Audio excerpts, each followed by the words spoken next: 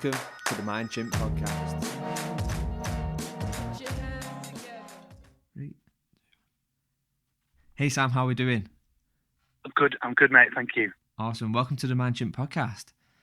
So I guess you were one of the original voices within the learning network which we created way back in probably around about 2 years ago, I think.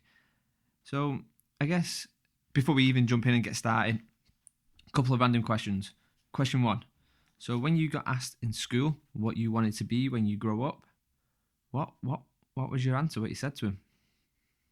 I always said I wanted to be an architect. Okay. So I think I used to say an architect before I understood what an architect was. So I would just say that's what I wanted to be. But then that's what I ended up doing in high school and then in sixth form for my work experience. And it was that experience where I decided I didn't want to be an architect anymore. All right. So I always thought I had this grand image of it right when I was younger. So you were designing airports and skyscrapers and all of this kind of, big commercial developments, all of this kind of stuff. And in reality, what seemed to sort of happen a lot is that you may be doing an extension for somebody's house, or you're doing a refurb of a Weatherspoons or whatever. And I was like, this doesn't seem so much fun, because kind of always wanted to just do something that was fun. Awesome. But yeah, it was architecture was kind of right up until I had exposure to being an architect was always what I wanted to do. Hey, okay. So I asked before we even jump on this podcast, I asked for people to kind of sum up who they are, their logline, what they're about. Can you remember what you said, what your logline was? I can roughly. It was something about sort of my life being a cycle of testing. So like proving myself wrong, or sometimes proving myself stupid, laughing at what I previously thought was a brilliant idea, sometimes to the disappointment or the dismay of other people, and then devising another experiment to test whether or not I've got any less stupid. So that's what I like to do, really, is kind of, I think somebody recently, maybe it was in the network actually, I think they shared a quote that said something like, if you don't look back in 12 months' time and laugh at yourself, you haven't learned enough. And I kind of believe in that. And it's probably 3-4 years ago, that wouldn't have been what I'd have written down if you'd have asked me that question. I think it had been more trying to almost trying to prove myself right, really.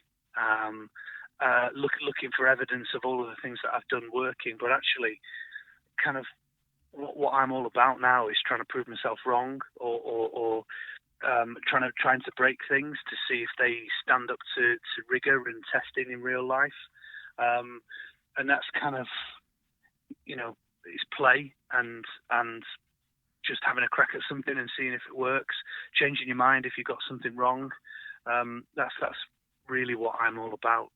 Cool. So I love that. It's kind of like a very, very fail-fast approach. Try it. If it works, great. If it doesn't, let's adapt. Let's try it again. That's it.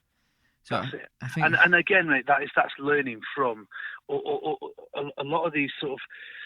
A lot of the things I've done before, where you do sort of the typical development of a solution for a whole organisation, a learning sort of performance solution, and you do this sort of hidden design phase, and then you launch it to the business in a sort of massive way. Sort of, this is the next big thing. This is going to be brilliant. This is going to change your life. And then when you realise it doesn't, all you do is try to gloss over the fact that it didn't work. So you'll go out there and look for the evidence of things working, trying to, confirmation bias and all that kind of stuff kicks in. You see things that aren't really there, rather than, as you say, fail fast, fail cheap. Yeah. Learn from it and build something successful in small iterations. Yeah, definitely. I had a really good debate. It's probably not conversation debate, whatever you want to call it, and it was a conversation about. I'll keep the company's name out of it, but we're designing this big massive program, this rollout program, and yet we're not putting a pilot together. I'm like, how can you even do that? In fact, we shouldn't even be getting to a pilot stage before we even try it anyway. But yeah, exactly. But why? How are you rolling out a program without even doing the very basic of a beginner's pilot? And I just think, so for me, that's normal.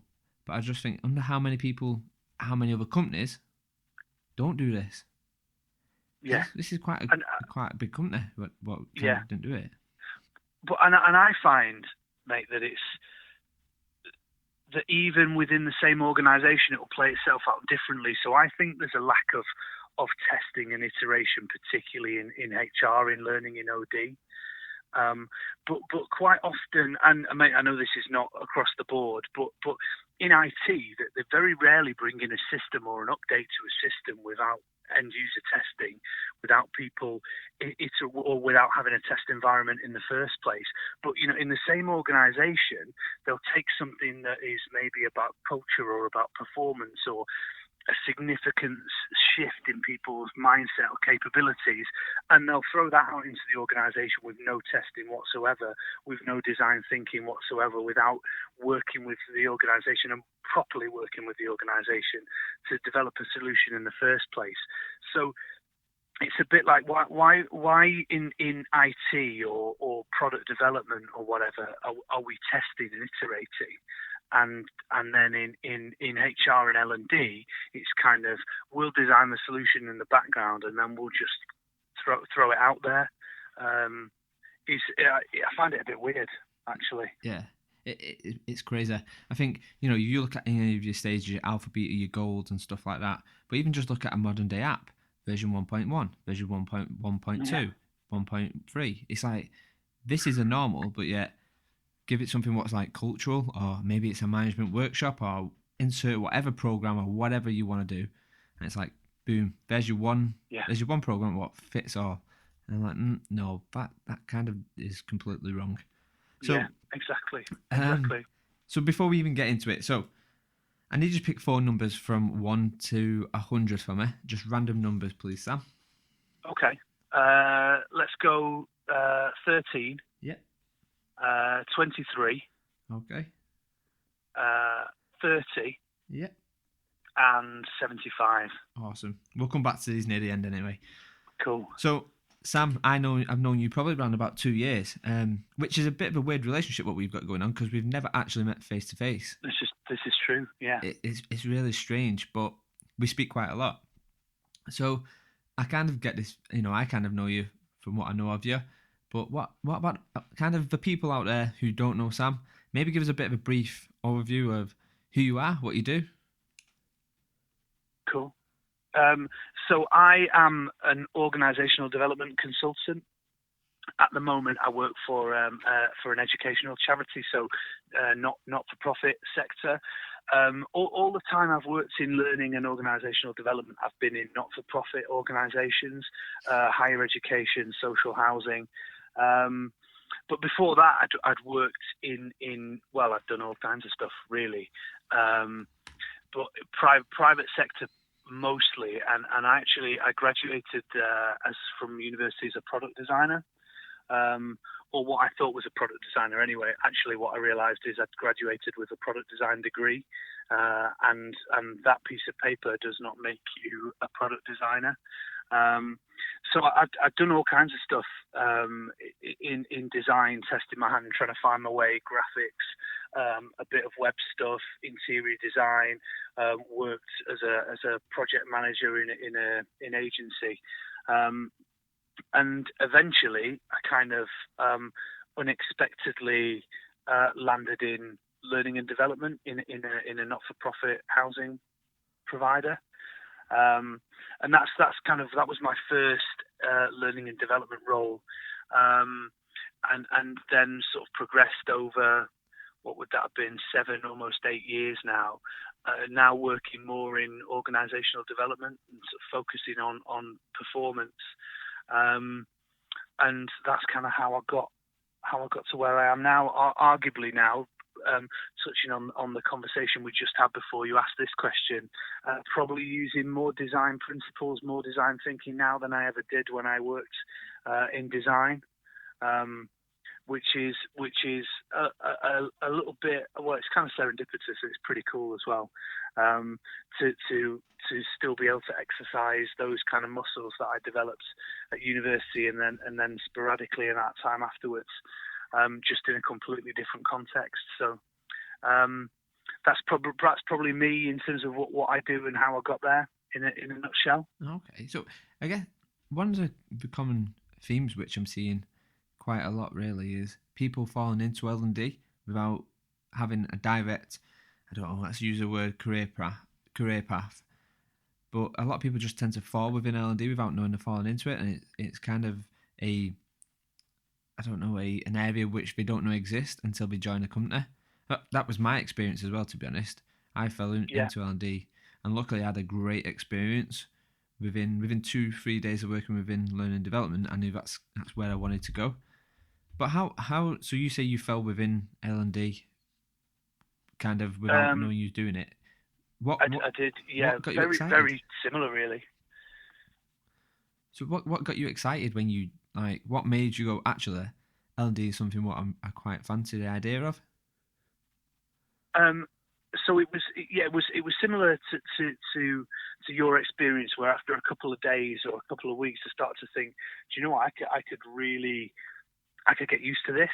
This could be a genuine career path, and some of that was some of it was me wanting more stability. So I'd not been successful by my own definition of success in the design industry.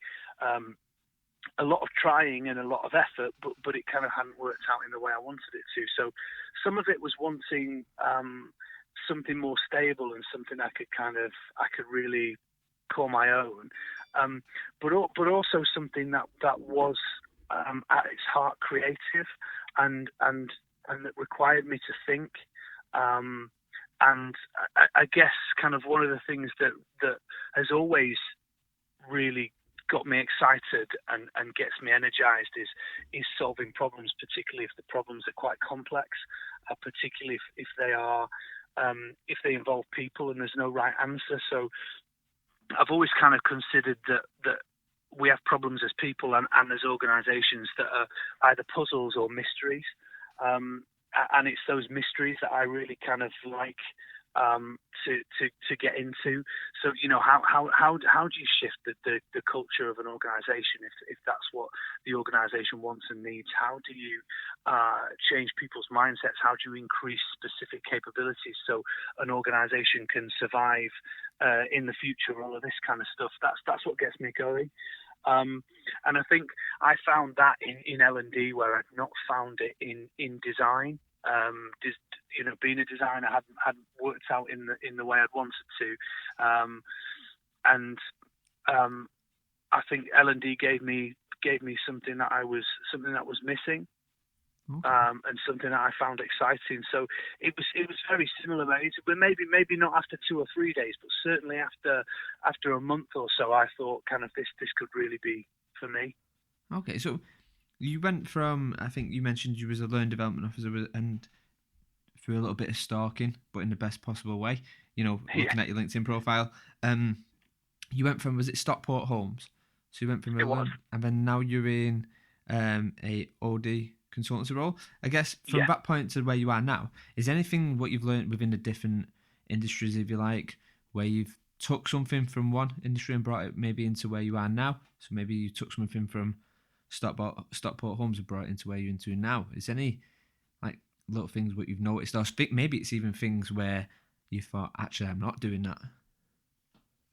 There's been a lot of those.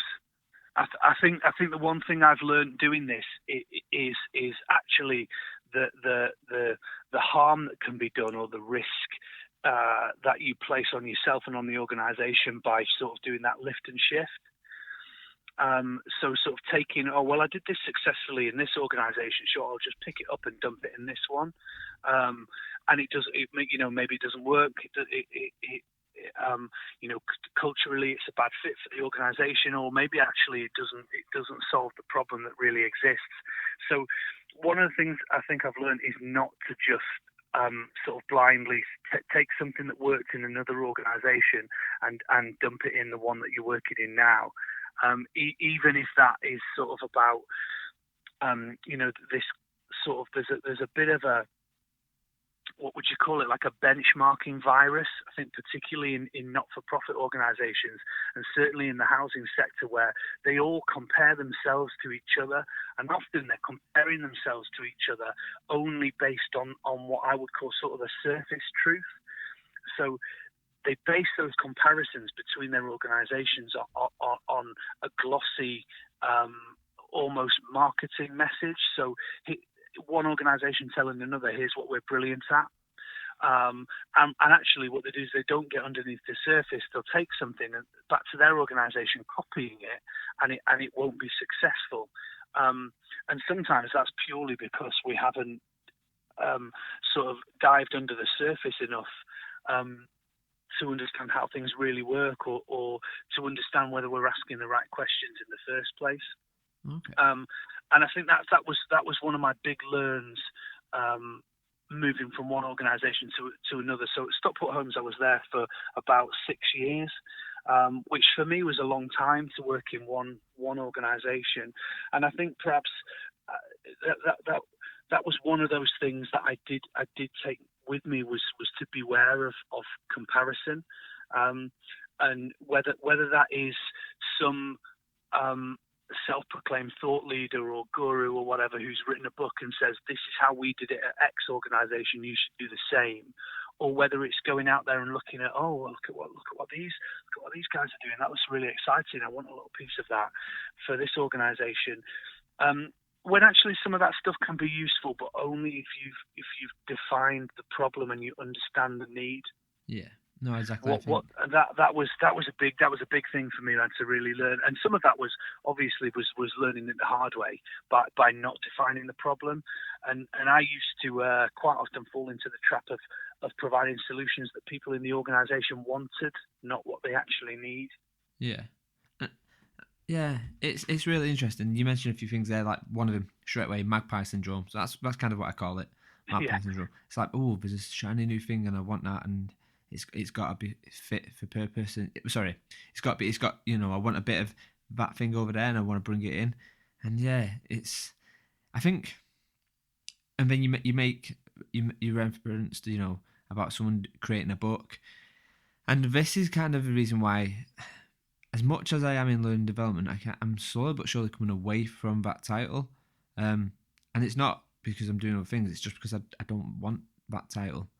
I think learning development now I don't associate myself to learning development that much. And maybe it's just because I don't like 90% of the stuff what goes on in learning development. I know it sounds quite kind of cliche. Well, it kind of sounds odd considering I'm doing a podcast on it. But yeah, it's really interesting. And don't even get me started on the people who's releasing the book, 'cause that's just a whole different story. Same people who are releasing the same books, who are doing the same talks at the same events, and actually they're talking about the younger generations of people, or whatever you want to call it. Yet across the table, there's not a single younger person there who has a unique set of values and who has their own opinion, which will have value to it. And it's just, it's a bit disheartening. It's probably more. It is, and this book, this is like a sort of, for me, mate, it's like what you describe. It's like a macro version of what can happen in an organisation. It's the same thing. We have all of these different perspectives, and a lot of the time, I find that L&D particularly is trying to create one version of the truth. Yeah. When actually that doesn't exist. Forgive me, I can't quote who said this. It may have been Anne Lamott who said it, but reality is unforgivingly complex. And if it's unforgivingly complex, what we've got to understand is that we're going to have so many different perspectives and versions of the truth in our organisation, and it's about inviting those perspectives into the conversation. It's about giving them an opportunity to shape whatever it is we're shaping back to piloting and iteration again. It's not, it's about distributed decision making and putting power in the right places in an organization, all of this kind of stuff. But generally, in the organization, it's the same paradigm as the book launch that you just mentioned, that quite often still power and control and knowledge is seen to belong in very specific and too few places in an organization. So we just inadvertently disenfranchise people. I find that a lot. I obviously I can't speak for you, Matt. I'm just going on what you said before about sort of some of the disillusionment with L&D and wanting to disassociate yourself a bit with that title. But I kind of get that in L&D a lot. It's all still that knowledge sits in one place. It's almost like we own knowledge. L&D owns knowledge in the organisation, and our job is just to dish it out to everybody else. Yeah. In the sort of the blind belief that either A, they need to know the stuff that we know, or B, they don't already know far more and are more successfully applying things because of their own experiences and their ability. Yeah. I just think... Yeah, it's weird. It's interesting as well, because I just think, one, there's another bolt onto that, or we don't know where to seek out that information when they need it anyway. You talk about, the people in power, let's call them, have all the knowledge and they force it out. And two, maybe, they don't know the people you, let's call it, teaching, but like who you're training up don't know more than you anyway. But there's another point to say, well, actually, even if you don't know where it is, even if you don't know what it is, they know how to find it. It's literally that simple to find 90% of information now. Yeah, exactly. Like technology changed that dimension completely. That knowledge sits in either senior positions or these L&D positions, and it's completely different dynamic now. Yeah. Which I think is still not acknowledged often, and kind of obviously when I say L&D before, I'm talking about the still predominantly course delivery model approach that still seems pretty prevalent. Yeah, and I just think, what state is L&D going to be in 5 to 10 years time, when all these older people who are releasing books, and I use older people, I don't mean it like 90 years old, I just mean the people who have been in the industry for a while. What happens when these leave the industry? Where's it going to be then? Because right now, I can't see any true company, organisation, or whatever you want to call it, going, actually, these are the new up-and-comers. These are the people who have got the new ideas. We add value to things like reverse mentoring. We add value to that. But yet we don't add value to having these so-called younger audience as voices of, I don't know, insert name, whichever company you want. Yeah. And it's a hard one to sort of think about it, how you change that. I think it's like there needs to be there needs to be something new. A lot of the sort of the awards and all of this kind of stuff that people will be submitted for, and even in organisations or across organisations, across sectors, I sometimes think that like these awards nights people go to, and they're normally based off a nicely crafted, well articulated award submission. Yeah. Not really how brilliant the intervention or the innovation was. Same with a lot of the individual ones. I sometimes think that those things actually sort of breed mediocrity rather than finding where the true innovation is within a sector or within a particular field. And I don't know the answer. It's interesting sort of what you say in terms of who are the people who are kind of making the mischief, and I'm careful with this word, but sort of disrupting what's going on, but actually having success with it. They're sometimes the stories that we're missing, right? When something that was done that broke an old way of doing something, and it was really successful. Even if the outcomes were not expected, if they were opportunistic or emergent, it's that kind of stuff that I would love to hear more about. Yeah, I completely agree. I think, and a lot of the time, as much as people won't like to admit it, it also is a popularity contest. It literally you can go as basic as that. You have these beautiful crafted, forms, these things what they've sent in to say, this is how good I really am. One, they probably haven't written that up themselves, and they've had so many pair of eyes go over it and change it. It's completely different to what the original was anyway. Yeah. And two, I just think even then, I truly don't believe. I question whether these awards, how can you benchmark? I did. I've done a few different judges for different kind of orgs and like whatever you want to call them, companies, whatever. Yeah. And I've yet to see a benchmark scoring sheet. Now, don't get me wrong, I don't like the rigidness of scoring, but I do like the idea of being able to benchmark from one person to the next. And I just think we're judging people, but how are we benchmarking them? There's none of this to say this is the criteria what they've got to hit. Yeah. You're just sending a nice application form. Yeah, it's how nice is the submission, how well is it written. Yeah.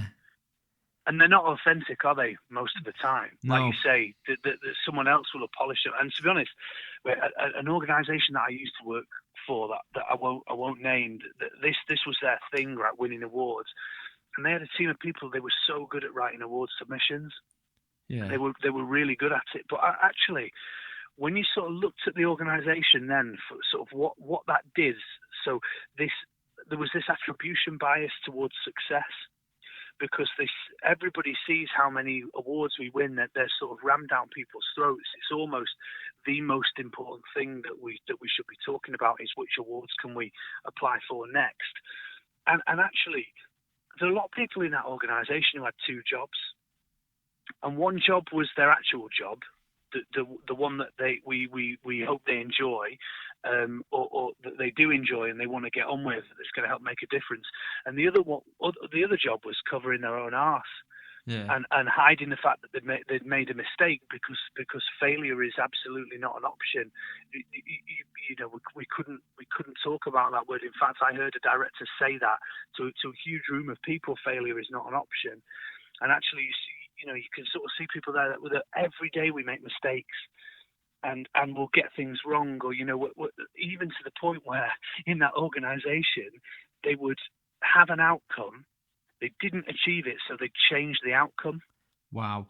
They'd write it differently, and you just sort of think, what bullshit is that? Yeah. That we would change the description of the outcome because we didn't achieve it, rather than put our hands up and say we cocked up. Yeah. It didn't work, and that was kind of, I'm not saying that only came from these awards submissions, but that was such a huge part of it. It's this like inauthenticity and hubris, that there was such little humility. People being able to say, I made a mistake and this is what I learned from it, that it was caused significant harm to the organisation, really. Yeah. And it's bizarre that people hide their failures. I'm a big believer of failure, and fundamentally this is how we learn. We learn, oh shit, I shouldn't have done that. Yeah. And this is what I've learned. Maybe next time I'll look across the road before I step out into the road. Yeah. Do you know, it's very basic like that. And but you see this a lot with surveys. You can tweak your questions to swindle what you want the survey to show. Yeah, definitely. And don't you find that this happens a lot in sort of L&D, yes. learning trends research and all of that kind of stuff? Yeah. That really, when you dig underneath the surface, what the survey proves is that people can select a number of options when they're put in front of their face. Yeah. Yeah. It's not really about what they want or how people learn. It's here were the options that we gave them, and these are the ones they picked. Yeah, 100%. It's like that whole thing when you put a button in front of someone and says, do not press. The urge for you to press becomes a lot more. You you Yeah. want to press it. And it's that thing of put some buttons in front of me and I'll tick whatever buttons you want me to tick. And there's your feedback. Wow. So if we went off on a bit of a mad one there, which is really good. So we know a little bit. We did, and there's something fruitful there. I think, man. There's something that can be reinvented in terms of the way that across learning and maybe an organisational development, HR, that we talk to each other and share things. Without that polish, it's a bit. I mean, it's the word that you mentioned a few times. It's authenticity, isn't it? What we need are the authentic stories about what organisations are doing, whether it's working or not. Yeah, exactly. And I will always take the side of a rough and tumble versus a polished pebble, because the idea is a rough and tumble is they've gone through that. They're in the trenches. They've learned that anyone who comes in and goes, "This is my unique story, and this is a polished version of it." I'm like, there's a lot more to that story, but you're not telling me. Yeah. And why aren't you telling me? Why aren't you telling me about your failures? Why is that? And it's do you want to be authentic and go, actually, I messed up there and this is what I did, or do you not want to tell anyone about them? And it's just it's disheartening is probably the word I use quite a lot. It's disheartening. So Sam, tell me a bit about your personal life. Maybe tell us about your take on your I'll use it, experimenting with learning with your daughter, maybe. Okay. All right. Yeah. And you know what? Oh, well, this I suppose is relevant. It touches on a point that you were just making. So again, the rough and tumble thing, the learning from experience, and I really like how I think you're familiar with Jürgen Apollo as well. In fact, I think you may have introduced me to Jürgen's work. He says that we shouldn't celebrate success or failure. We should celebrate the learning that comes from both. And actually, within that sort of thinking, that the propensity, the chances of us learning something meaningful are heightened when the chance for success and failure is 50-50. So learning sort of through experiments and testing and making mistakes and talking about failures and all of that kind of stuff is something that I deeply believe in. But often I think sort of people will come back with the argument or the retort that it's too risky in an organisation. We can't experiment with things because we can't make mistakes. We need to be right. We've got to be perfect. And actually perfection, the need to be right and making mistakes perfection doesn't exist. We can't be right if the organisation is made up of hundreds, if not thousands, of different versions of the truth. And actually, in terms of making mistakes, it's tough shit because we're making them all the time. Yeah. Often they're just swept under the carpet. But nevertheless, it's often thought of as being too risky. But actually, sort of in life, one of the things that I've sort of realised about experiments and that I often talk about in terms of them being high risk is my daughter has been type 1 diabetic since she was 10 months old. So she was diagnosed really young, and so young, in fact, to have type 1 diabetes that the hospital were unsure about how to treat her initially, how to bring down her blood sugars, how to flush out ketones from her body, all of this kind of stuff, because it's completely unfamiliar. And actually, without going into it massively, that what myself and my wife have to do really to manage Ivy's diabetes is a series of short experiments. We'll come up with a hypothesis that a change in a carbohydrate to insulin ratio or a decrease in background insulin will have a certain effect and the effect that we want. And then our role then is to test whether that's right or wrong. And actually, it's the only way to manage the condition. Because even with brilliant technology, you can't get anywhere near the complexity and the sophistication of a human body, and actually to try and manage diabetes out of a book or from theory or from some advice on a website is going to mean that you are unable to manage it successfully. And ultimately, those sort of little experiments, sometimes they are life or death with a condition like type 1 diabetes. So often the argument that we can't experiment to learn in an organization because it's too risky, it kind of sometimes gets a little bit lost on me.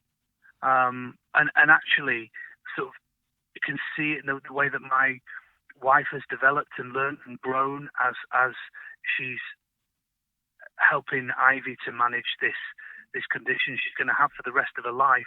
It's immeasurably changed her ability with numbers. Like my wife's ability now with maths is so much better than it was before Ivy was diagnosed.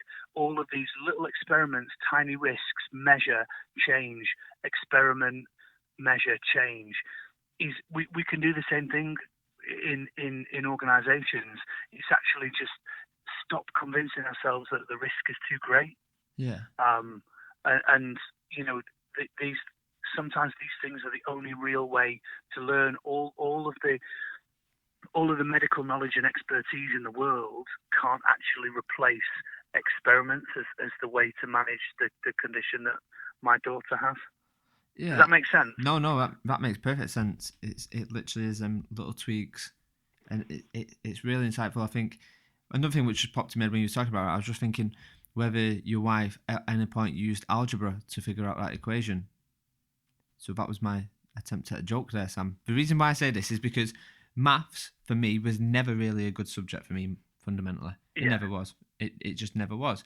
But if I need to know maths now in order to do my job, I'll learn it in a completely different way to how I learned it at school. And I'll learn it for the need of that job, not to learn the whole theory behind maths and all these other different aspects and these branch off areas of maths. But I just found it really interesting that you mentioned that your partner was, she's got so much better at maths, and potentially she might not have been great at maths. I'm making an assumption here, but over life she wasn't. By her own admission, before Ivy was diagnosed, she was not great at maths at all. And exactly like you described, it's context, isn't it?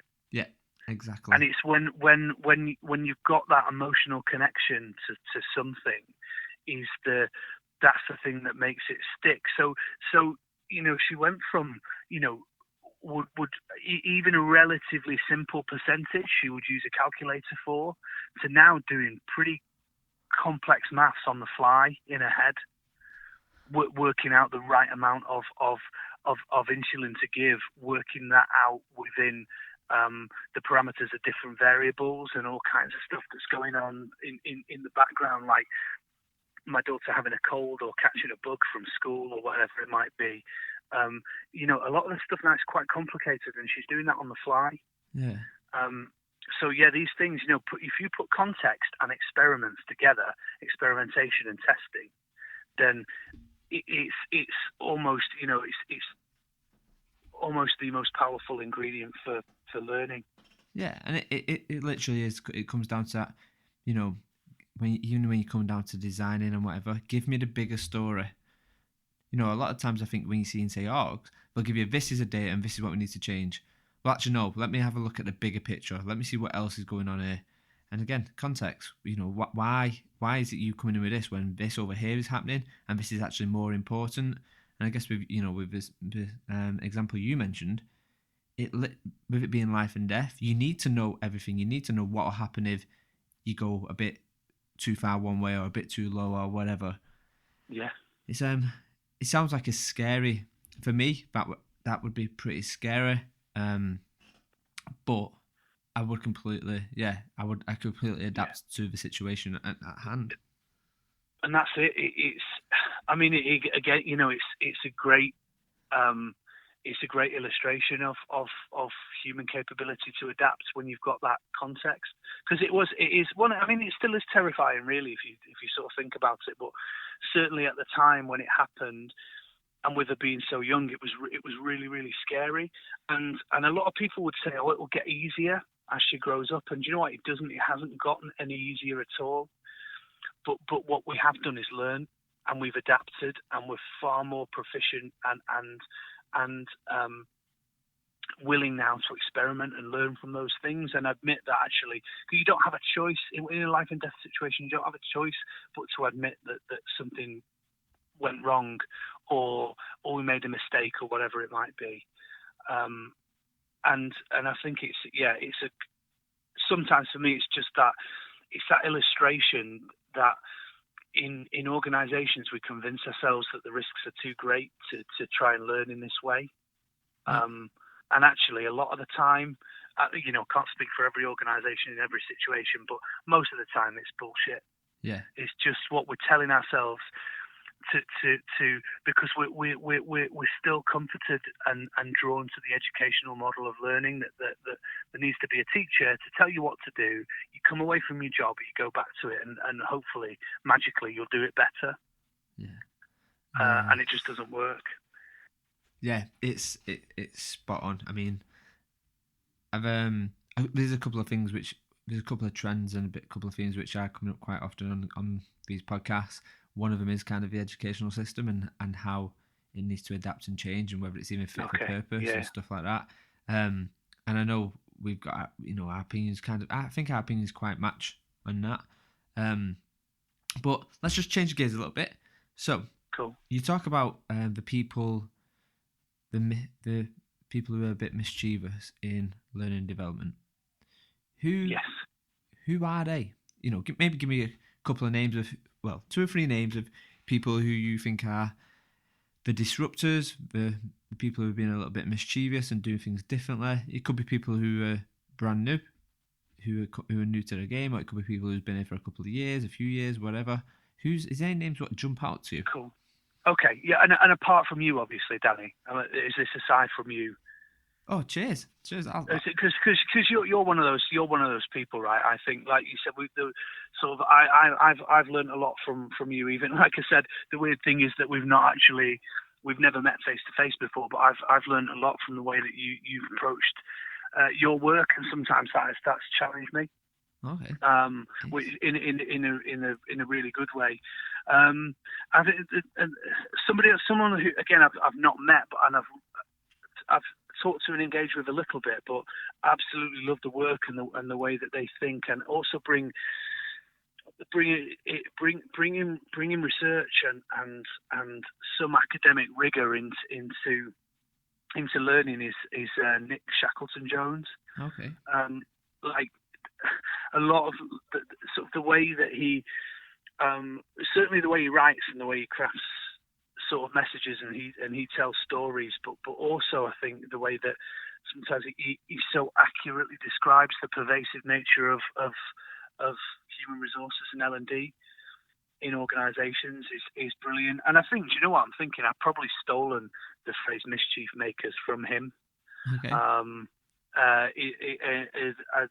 I've probably nicked that somewhere along the line, but yeah, I really like his work.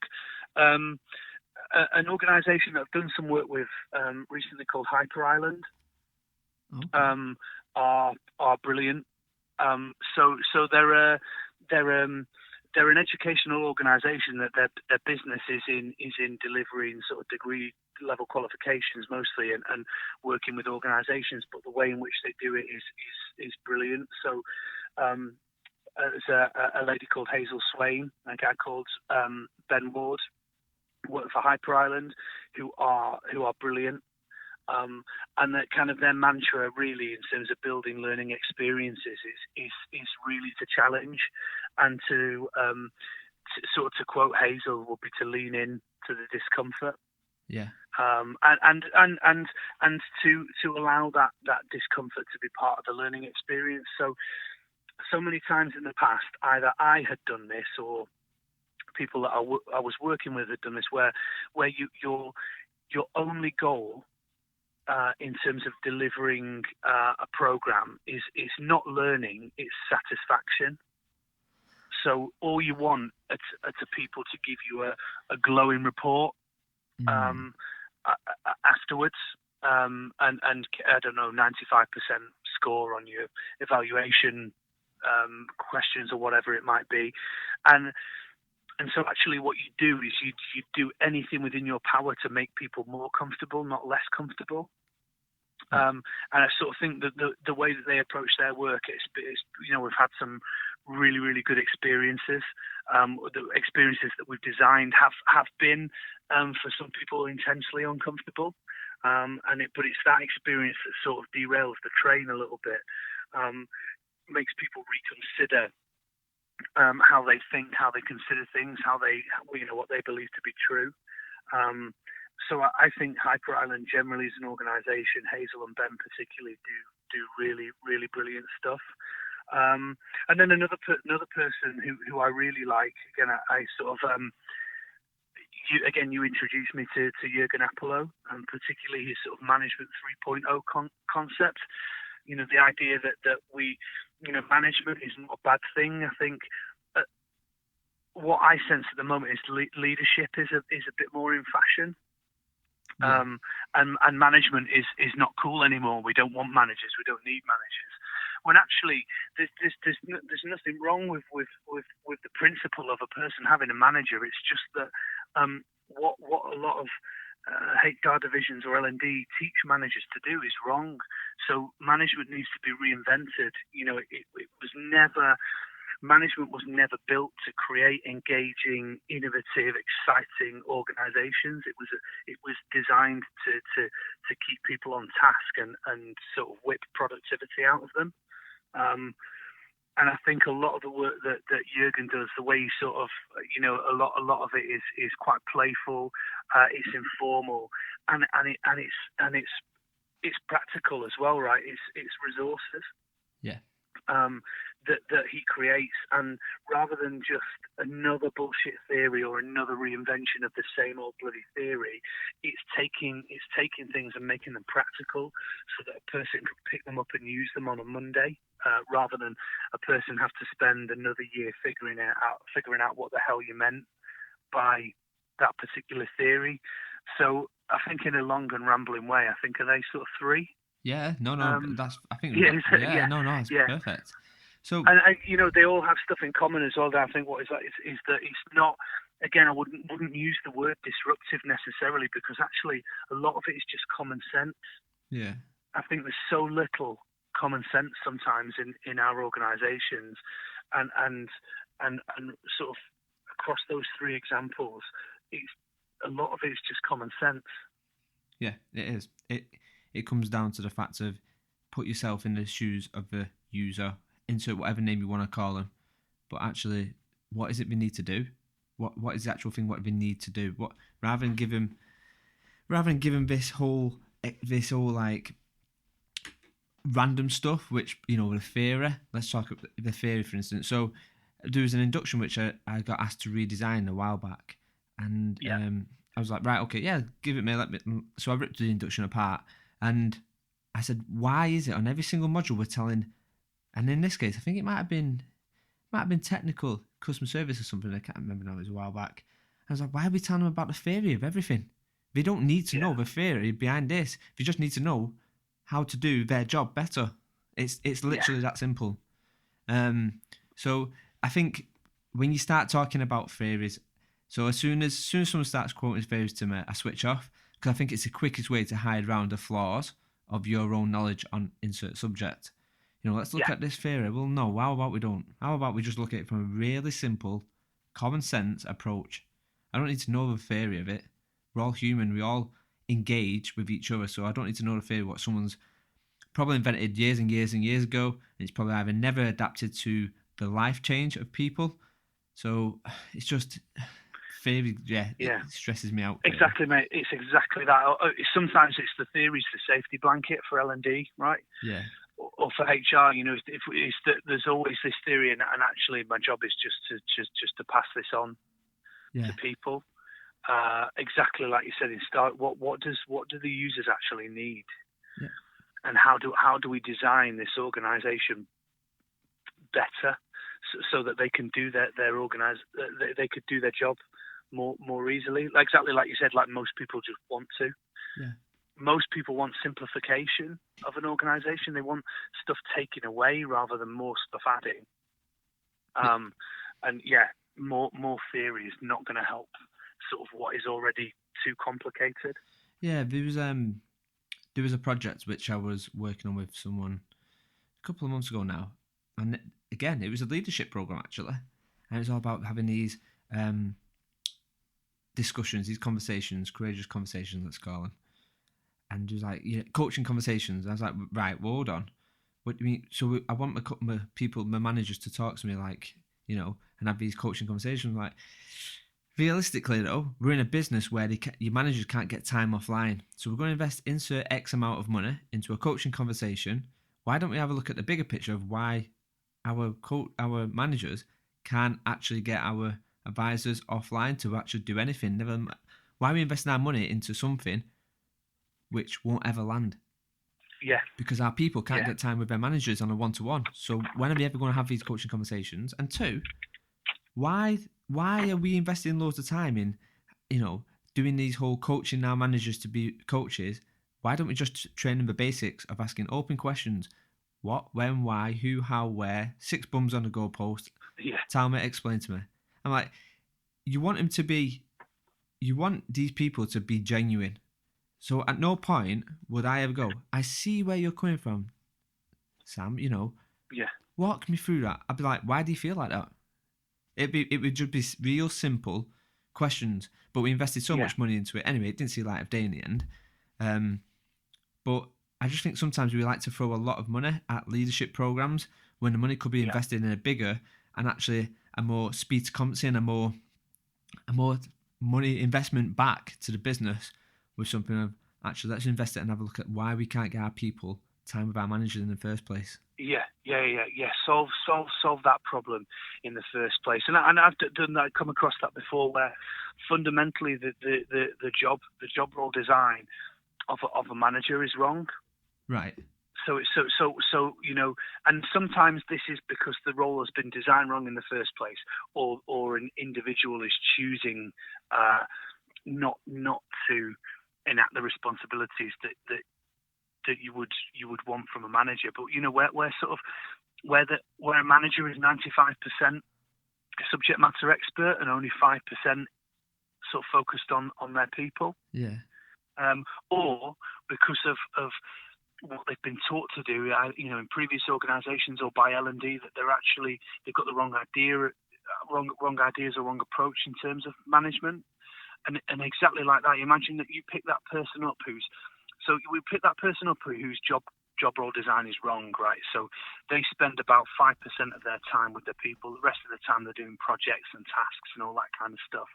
We send them on a course, I don't know, 6-week, 8-week, 10-month, whatever coaching qualification, and they come back and the only time that they've got within their role to even apply any of the learning, if it was relevant or it meant anything to them, that aside, they've only got 5% of their time to apply that to the conversations they have with their people anyway.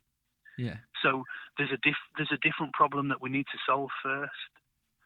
Not just, exactly like you say, not just let's do a coaching program now, which often as well, I found scares a lot of managers. These big, doing a coaching qualification where you're talking about codes of ethics and moral boundaries and all of this kind of stuff, and they've got assignments to do and all of this kind of thing. Actually, it has the exact opposite effect. So you want that program to get them to coach, and actually the last thing they're thinking about doing ever is coaching. Yeah. Because it sounds like this massive, grand, over-glorified thing with its own code of ethics and contracting and all this kind of stuff. And then people don't ask the questions that you mentioned before. Yeah. People don't say why and dig a bit deeper.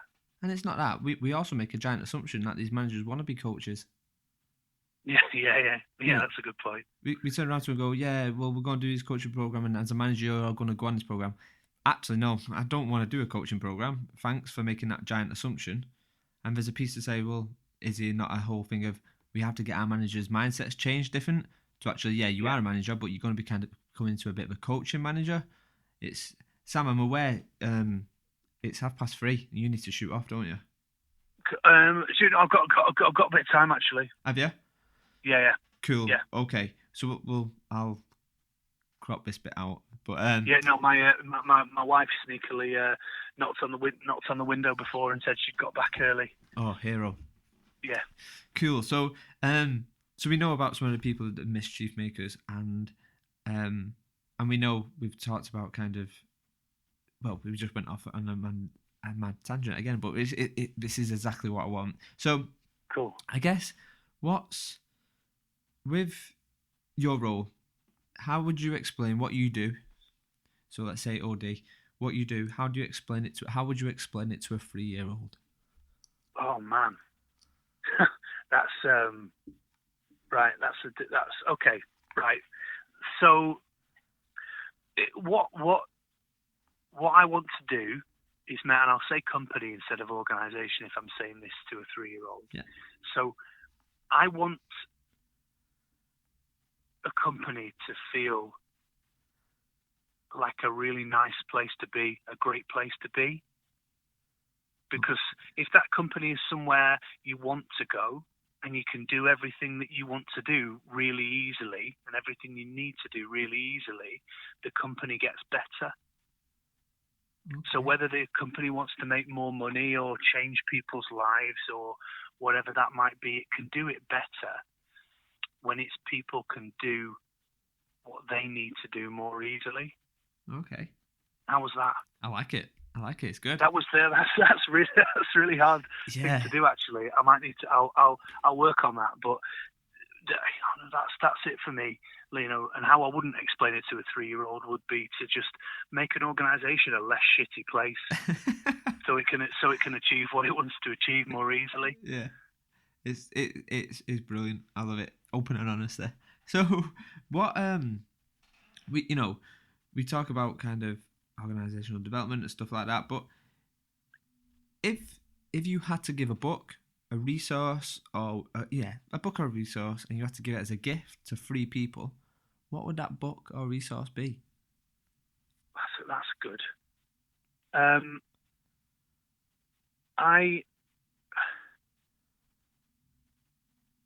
would maybe give, if it was a book, I would give maybe Daring Greatly by Brené Brown. Okay, and why that? Brené Brown is awesome. She's an American qualitative researcher and academic who researches shame and vulnerability.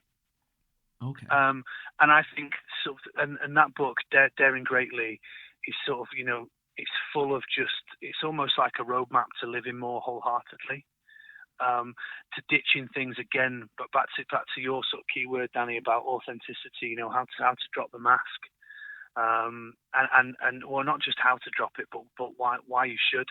The prices that we pay for being inauthentic and not being our true selves and not speaking in our own voice. I think that's a really good book, and it's not. I mean, a bit contradictory maybe to some of the stuff I've said before. It's not hugely practical, but it does hit some things home, particularly things that actually such a huge amount of people struggle with in the context of work, which is not believing they're good enough. Okay. And she talks really eloquently, and her research sort of really kind of gets underneath that. And actually, it was given to me as a gift as well by somebody I used to work with. And so I think it's kind of one of those things. It left an impression on me, and I think that'd be nice. That'd be nice to pass on. Okay. And is it fair to say, and I'm making an assumption here, is it fair to say that this book helped shape you, or is there another book which jumps out which had a bigger impact on you personally? I know I would say that's probably that's left a real impression on me. And don't get me wrong, Danny, it's one of those things. It takes discipline to really become a more wholehearted person, to shake off some of the things that don't help us, all these things like believing that things should always go our way, and joy suppression, all that kind of stuff. It's really difficult, but it's massively, particularly at work, has helped me to be a much better person, to be much truer to myself, and actually to realise that the cost of not saying how you're feeling or not saying what you think about project X, Y, or Z, the cost of not doing that is so much greater than the risk of doing it in the first place. So it has massively shaped the way that I sort of am as a person, in work and out of work, actually. Yeah, and I think a lot of books, what people recommend, they don't necessarily always have to be professional, because a great book you can read over and over again and take something out of it depending on where you are in life. I think a good book, A Man's Search for Meaning, I've read that 2-3 times, and each time I've read it, I've took something different from it, and each time I've been in a different aspect of my life, and something different was going on at that point. And I think with a great book, a great book will always overlap professional and personal anyway.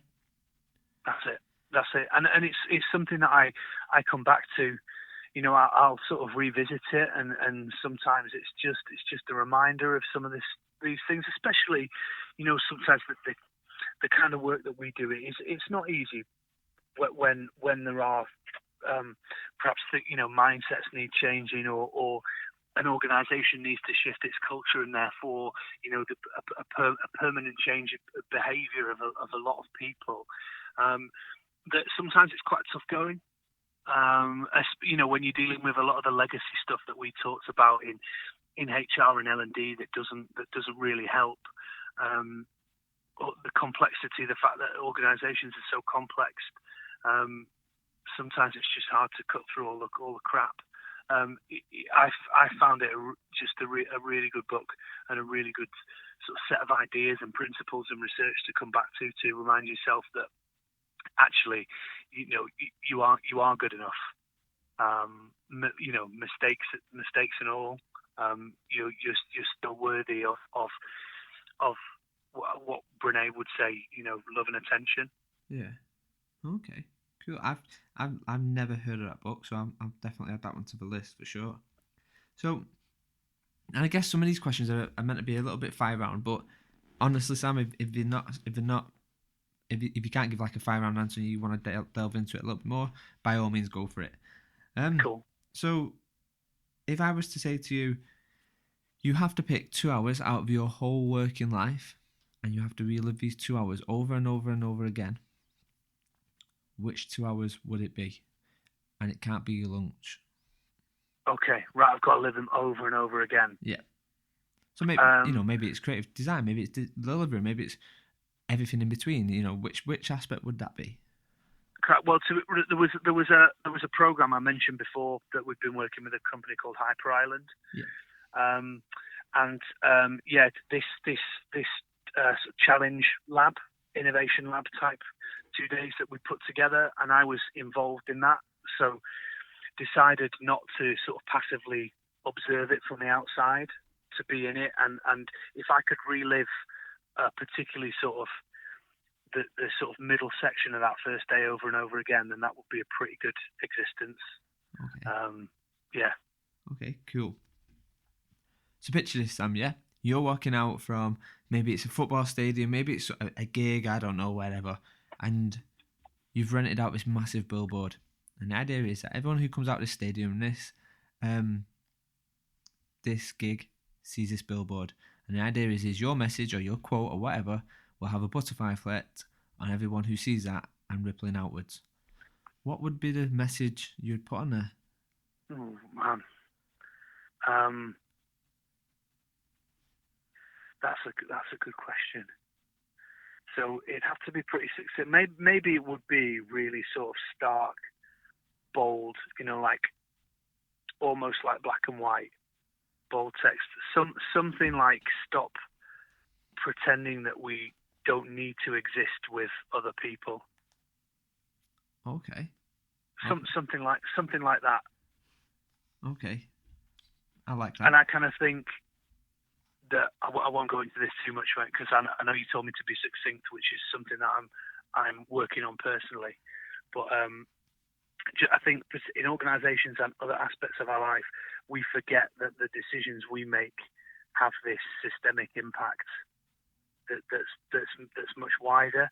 And I think sometimes we pretend that we don't need other people to coexist, to make our choices easier, or to duck out of something difficult. Right. Yeah. No, I like that. I like that. So, random question: if Mickey is a mouse, Donald is a duck, what's Goofy?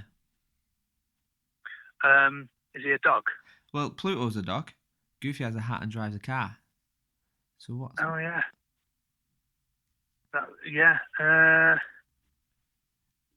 I don't know. Maybe is he like their social worker or something? So I'll leave that one for you, Sam, because then you can Google it later on. Yes, I will. That's could be the most profound question of all. And it's probably going to be the best one, to be honest. So I guess in the whole time, we're always developing, we're always getting better at what we're doing, we're always learning from our mistakes and whatever else. But what's the one thing you've got better at in the last 5 years? What's the one thing you've got better at saying no to in the last 5 years? I'm better at saying no. Okay. For a start, but definitely in terms of, I'm particular, I guess. What I'm better at saying no to now is when someone rocks up and says, "Can we deliver this course or this workshop, or we want to do this training? Can you sort it out?" Okay. Is that I'm far more equipped now to again, a point we've made a few times already. Let's go and look underneath the surface and find what the actual need is, what's driving X, Y, or Z behaviour, and what we need to do to drive others. Much better at saying no. I'm not doing that stuff. Okay, I like that. So, I guess we come from like a design, delivery, OD background. What's the one tip? And maybe it's design, maybe you pick. But what's the one tip you would give in order to give to someone to make them kind of 10x the work, make the work much more efficient and much more better and speedier? Is there any tips what jump out to you? And maybe it's something you've learned. I don't know. Yeah, I probably, me, I probably can't give this. I probably can't give one. I would say visualization, visualizing your work is really useful. Stop writing big business cases and proposals and all of this kind of stuff. Is visualize stuff. Use images and graphics to map out a process and find bugs in it. Even visualizing your work in terms of like what you've got on your plate and helping you to understand where priorities are, that kind of thing. I think particularly in learning and working in an organization, visualization is really, really powerful. And then I think back to what we said almost at the start is pilot and scale. I think that's been one of the biggest lessons for me. And I still don't always do it.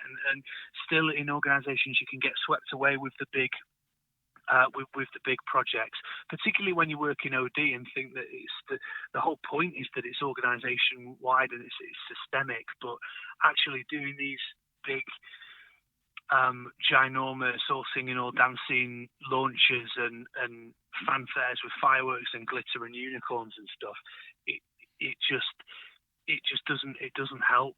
And having a brilliant question, a wicked question that's the right question, and going out and testing that question or that hypothesis, and then finding an energized group of people who can, then you can leverage those little experiments into massive changes if you want to. But the most important thing is doing that iteration, that experimenting in the first place. Okay. So, I mean, in our world, in the modern world now, we kind of get data overload, we get stressed, we've got stuff going on, we've got, life is life. And I guess recently I've been quite stressed recently. I guess question to them, Sam, is, at any point when you get stressed or you find yourself, you're losing focus on what's going on, how do you regain focus? What's your little tips and tricks? How do you stop the stress? How do you stop the refocus? And I guess, how do you, and I suppose another branching question off that is, how do you switch off? Yeah. Good question. So, like, switching off and relaxing and that kind of stuff is a couple of things. Like, music always helps me. So even if I'm at work, like, I'll stick some music on whilst I'm working, and it just sort of helps too. It brings focus to that particular piece of work, and can get rid of, like, other distractions, things that are that might be bugging me elsewhere. I think one thing I've found as a bit of a technique to really help minimize overload is to use Kanban, Okay. but to use it like a personal Kanban. So rather than sort of the agile methodology that you might use in teams, a lot of IT and digital teams that use it for delivery, is just I have 3 columns. So one for all of my options. So they're all of the things. I call that column options because it's all the things that I could be working on. So it's all the stuff that needs to happen, but they're just in one column. Then my middle column is my work in progress, and only to limit my work in progress to 3 things at any one time. Okay. So my options column could be full of stuff that needs to happen, but actually I could only focus on 3 things at once. And then my final column is my done column. So again, it's to my tip before that I would give to have more visualization, more imagery in the work that we do. Kanban is really good because it helps you to visualize your work. So I can see everything I've got on my plate, what I'm working on, and everything that's done. And I find that really helps to minimize overload. I used to really struggle when I had a to-do list. The to-do list would just keep growing, and I was never marking off enough stuff. And it was almost like the to-do list became like a nagging self-doubt in the back of my mind, like, oh, think of all that stuff you've not done this week. And sort of moving away from that has really helped. And actually, something really useful is instead of a to-do list, to do a to-done list. So instead of writing down all of the things that you've still got to do, just take some time, sit down and write down all the things that you have done. Maybe over the last week or the last month or whatever, just scribble it all down. And it's incredible, actually, the amount of stuff that we do, and so much of that stuff would never make it on your to-do list in the first place. Yeah. Because it's not a project or a task or an action. It was just, maybe it's that you had some human contact with some, a colleague needed some help, and you sorted them out. You had a really powerful conversation with someone, or whatever it might be. You averted a disaster. There's so much stuff that we never give ourselves any credit for because it never makes it onto any list, and it doesn't need to. We don't. But actually, it's just that kind of to-do list sort of concept. Just sit down, write down all the things that we achieved. Where did we win? What have I managed to do? Can really help. Just sometimes to give yourself a bit of credit. That kind of helps me if there's been a lot of stuff on my plate, sometimes can't see the wood for the trees, just stop and do that. Okay, cool. So I guess getting to know a little bit more about Sam, what's a most unusual habit or unusual or absurd habit what you do? Tell me a little bit more about Sam. Is there anything, like, for instance, I was talking to someone yesterday who said they talked to the sat nav while driving. And I'm like, okay. Nice. Yeah, so is there any unusual random habit what you have? What you're more than happy to share? Yeah, maybe, yeah. Let's, we'll keep it PG. So I do have the tendency to sing a lot and at really random times. Um, so I think sometimes it kind of might annoy or frustrate some people I work with, but maybe if I've got my headphones on or whatever, I'm conscious that I'm in the office, I'm listening to music, but sometimes I just can't help myself, and I'll just start singing. Or, to be honest, it happens, Danny, when I've not even got music on. I'll just sing, and sometimes it's quite random. It's almost like it's a reflex I can't control. I'm sure I can, but I'll just sing, and it probably happens a good like 5-6 times an hour. Okay. I'll just burst out singing. So what's your go-to song? Do you have a go-to song when you're a bit flat and a bit down, and this song guarantees you to pick you up and handle the energy levels? Do you have like a song? Do you know what? No, I probably don't have a song. I have a band at the moment. Okay. So I will stick their albums on, called American band called Dance Gavin Dance. Okay.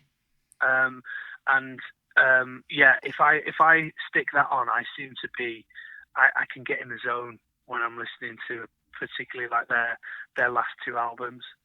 Okay, this is good. So, what is there anything what you're learning right now? Like, we know professional Sam, but I'm talking personal Sam. Is there anything what you've done, any hobby what you've took up recently, or is there anything new what you're learning right now? Or is just a hobby in general? So we recently moved house just before Christmas. Okay. And it's not like, it doesn't need it's not like full renovation kind of job, but it needs like a fair bit of work. The budget is not massive. So there's a lot that I'm sort of having to do myself. So, I mean, even yesterday, so it was a bit of electrics, learning how to fit an outside light at the front of the house and all of this kind of stuff. And again, it's like a lot of it is try and break it. And I know you obviously need to be pretty careful when it comes to electricity. And I promise I turned it off at the mains before I started experimenting. But there's loads really, bit of joinery, okay, all of this kind of stuff, just to and it's quite a steep learning curve actually. Okay, so let me ask you this: how did you learn it? How did you? I keep using the word learn, but how did you seek the information needed to do that? Well, it's YouTube primarily. It's like YouTube is my guide, my my coach, if you like, and then actually just using the videos whilst I'm actually doing the doing. So it kind of, for a lot of this stuff, I find just, for me particularly, just doesn't work to be removed from the actual thing that I'm doing. Okay. The actual work. So I probably just wouldn't, absorb it. Like, let's say fitting new kitchen worktops or whatever. That I will sort of do that whilst sort of got the video tutorial on, and just sort of pausing it and then doing a bit more and play again. And actually, it's been a really good sort of example, I guess, of how you can use sort of digital resources to get better and more skilled whilst you're having an experience. Okay, so a couple more questions, Sam, and then I think we're pretty much done then. So awesome. Let's use the word learning, but what's the future of learning for Sam? What do you think the future looks like? Future, like more holistically, or just for me, Dad? You mean sort of from my perspective? Yeah, so it's kind of an open-ended question because you can take it however you like, and you can take it in whichever direction you want to go with it, Sam. Yeah. So I think it's there are a few things I think are more kind of a more intelligent use of technology in learning. I think is really important because obviously, most people are sort of familiar with learning management systems and all of this kind of stuff. And I think that sometimes technology gets a bit of a bad rap. in learning, but I think that's primarily because of most people's frame of reference for that is still e-learning, not giving people really good, well-designed resources that help them to do their jobs more effectively, that help them to navigate the organisation and stuff that they've got sort of in the moment.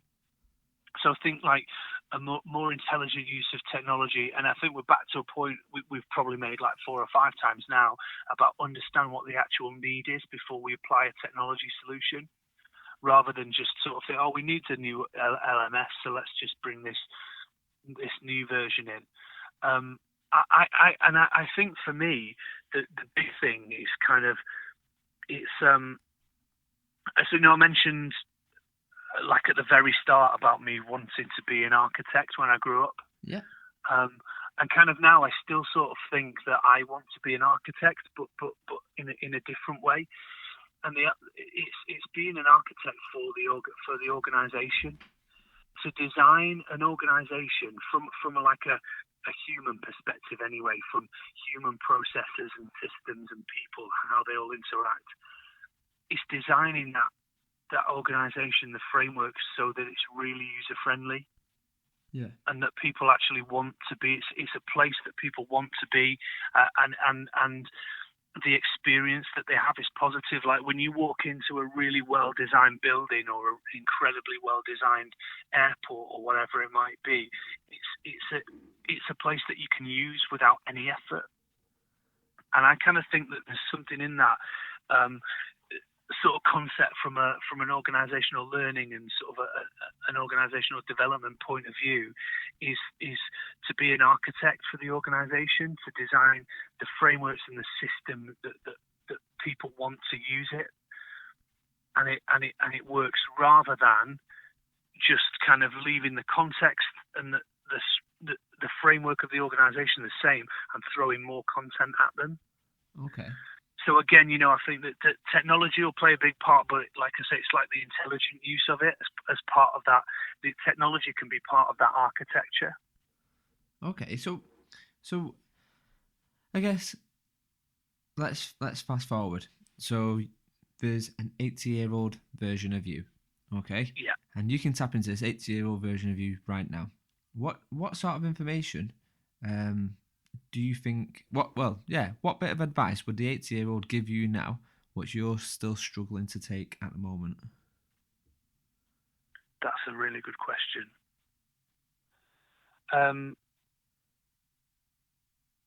I think he would probably say something. Maybe it'd even be as inspirational as this: is don't give up, and don't actually. Not quite that, but don't back out. Don't back away from the challenge.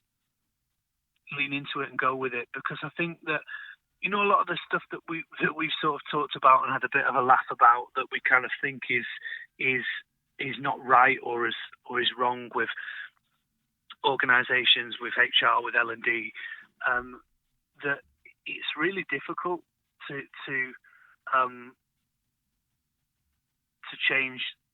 change mindsets and get people to understand that if we want to engineer some of this stuff out of an organisation, that we've got to have new ways of thinking to engineer new things in, and I guess I'm hoping that an 80-year-old me would be saying keep leaning into it, don't back out of it, because sometimes the easiest option is just to sort of sod it and say, right, we'll run the course, or okay, we'll just do it the same way, but we'll do a new poster and make it look like it's a change. Yeah. So I'm hoping that's what I could look back and say, that sort of leaning into the challenge was worth it. Okay. And often shifts, they take a long time, right? Yeah. When something new comes along that changes a practice or a system, that sometimes it gets viewed with a bit of suspicion or cynicism. So it's lean into the challenge. Okay. So We talked about, when you was in school, you wanted to be an architect, and a good book which come to mind is called I think it's a book I read a while back, and I dipped in and out of it. So to say I read it page to page is probably would be a lie. But it's a book called A Pattern Language. Have you ever heard of that? Okay, I have not. So it talks about how when you go into buildings, how when the design of a building, the little things what you don't notice, i.e. the taller ceilings versus the smaller ceilings. And it's all about design of buildings, but actually the design of buildings on how it impacts you emotionally. So awesome. Maybe give that a check out. But yeah, man, that's great. So excluding being an architect right now, or maybe it's not being an architect, it's completely open, this one, I guess. Yeah. So we are always growing. We never really truly grow up. That's my take on it. We just we adapt, we change, but we never really truly grow up, and we're always learning. So if I was to ask you a question now of what do you want to be when you grow up, Sam? What do you want to be when you grow up?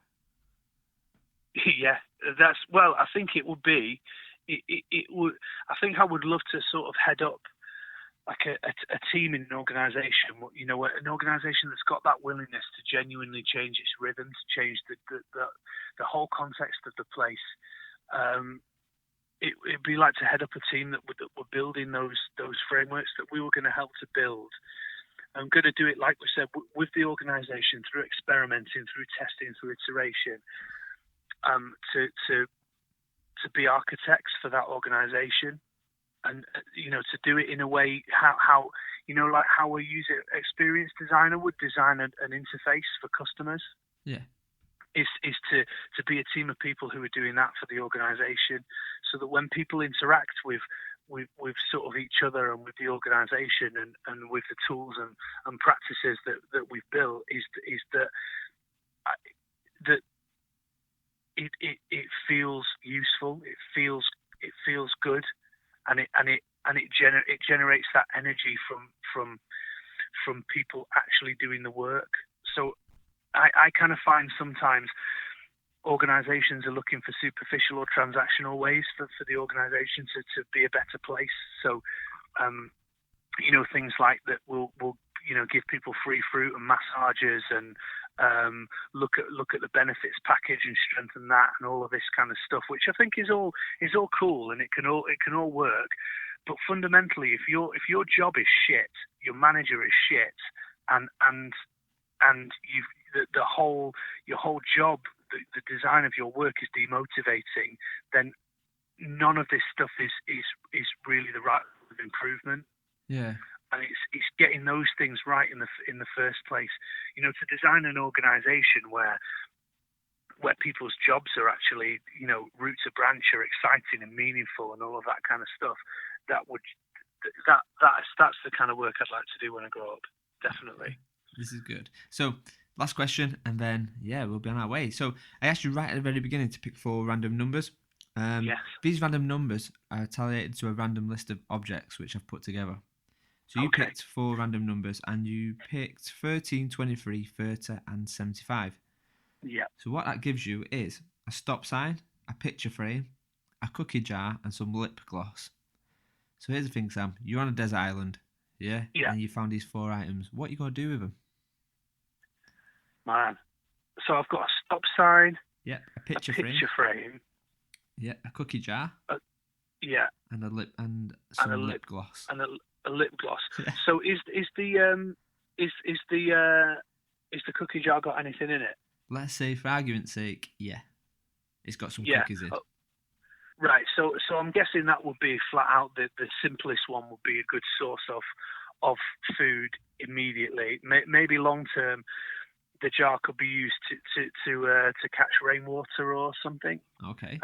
If I'm struggling for a source of water, I'm wondering maybe the lip gloss might have some kind of UV protection in it, so might be able to sort of put that on to stop the effects of sunburn. Okay. And getting really dry lips, that kind of thing. The picture frame, maybe I could use a bit more artistically, creatively, and sort of use things around me to make a bit of a picture of home. Something to kind of recreate a memory or whatever to do something in the picture frame that reminded me of home and might be a bit of inspiration and motivation to keep surviving on this desert island. And maybe the stop sign might be good for attracting attention, right? Okay. So they're quite big. It's quite, bright red, white letters. Maybe I could angle it somewhere to try and attract attention from passing helicopters or planes or ships. Something like that. I like it. Cheers, Sam. So where can people find out a little bit more about Sam? So it would be, primarily like LinkedIn is a pretty good place. Okay. I tend to kind of, I love things like the personal learning network where we first met, in terms of sharing ideas, all that kind of stuff. But more openly, it would just be to connect with me on LinkedIn. Okay. It's probably the best place. Perfect. Right, Sam. Well, I think we're pretty much done. I know we could have jumped into kind of a lot more subjects and very specific on subject areas, and that's probably something what's going to be coming in season 2. Season 1 predominantly is all about the people, and yeah, Sam, I think we've got a good insight into who Sam is. Yeah, awesome. Right, that's good. So you got what you needed from me, Danny. I did indeed, Sam. I did indeed. Excellent. That's good. Awesome. All right. Well, cheers for that, Sam. Cool. Catch you later. later. Nice one, Danny. Really good to talk to you, mate. Cheers. Bye bye.